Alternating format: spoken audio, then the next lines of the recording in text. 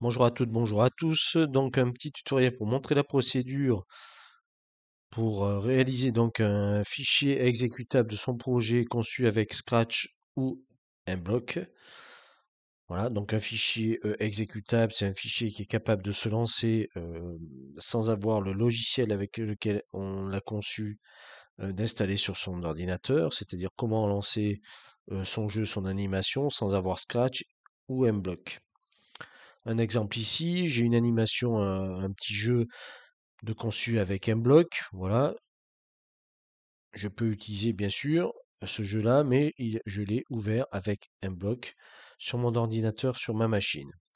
Je voudrais pouvoir partager ce jeu avec un tiers et pour que cette personne-là puisse donc l'exécuter sans avoir à télécharger Scratch, l'installer, etc., etc.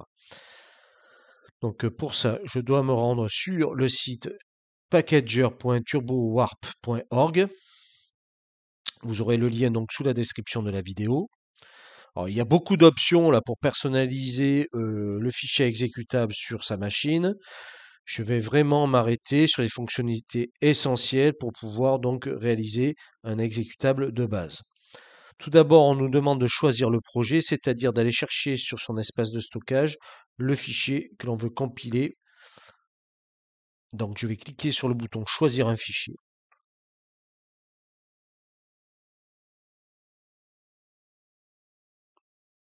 Voilà, donc par défaut, moi je suis déjà positionné sur le dossier racine de mon jeu de wagon, jeu wagon.sb2. Voilà, c'est lui que je veux compiler. Donc je vais charger le projet, c'est fait. Et je vais dérouler ma page pour m'arrêter aux fonctionnalités de commande. Voilà, je répète, il y a beaucoup d'options. Je vais m'arrêter aux fonctionnalités de commande. Bon, si je veux que mon animation, mon jeu démarre automatiquement dès que j'ai cliqué sur le bouton de lancement de mon fichier, je peux cocher la case ici Start Project Automatically, etc., etc. D'accord? Sinon, ben, je désactive et je demande par contre ici à avoir d'afficher une barre de menu dans laquelle est intégré le drapeau vert pour lancer mon animation, le panneau stop, le panneau de pause et un bouton pour afficher mon animation en plein écran. Voilà. Quand c'est fait, je déroule ma page pour d'une part avoir l'aperçu du rendu de ma compilation. Donc je clique sur prévisualiser. Voilà ce que ça donnerait. Le drapeau vert pour exécuter. Je peux utiliser bien sûr mon jeu.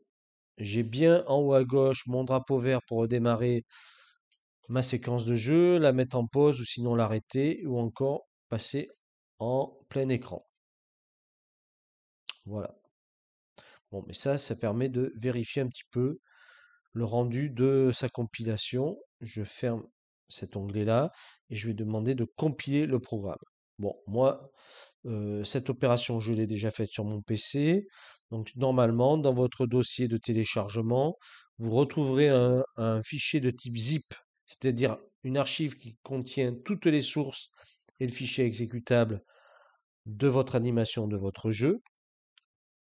Voilà, j'ai désarchivé donc ce fichier-là et j'obtiens donc un dossier qui s'appelle jeu wagon, voilà, celui-ci. Et à l'intérieur, si je l'ouvre, je vais demander d'afficher des grandes icônes. Voilà, donc j'ai beaucoup de fichiers et je recherche dedans le point .exe. C'est celui-ci. Donc le point .exe, il porte le nom de votre animation, puis point .exe. C'est sur ce type de fichier qu'il faut cliquer pour lancer son jeu, son animation.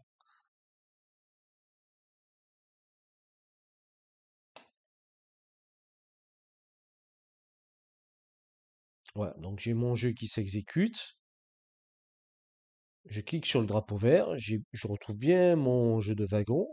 Voilà, mais j'observe bien aussi que je n'ai pas dû ouvrir un bloc 5 pour le charger, ou même encore Scratch. J'ai bien ma barre de menu avec le drapeau vert, le bouton de pause et le bouton d'arrêt, et de quoi basculer en plein écran. Voilà. Et ce jeu-là est donc installé sur mon ordinateur. À vous d'essayer. Merci, à bientôt.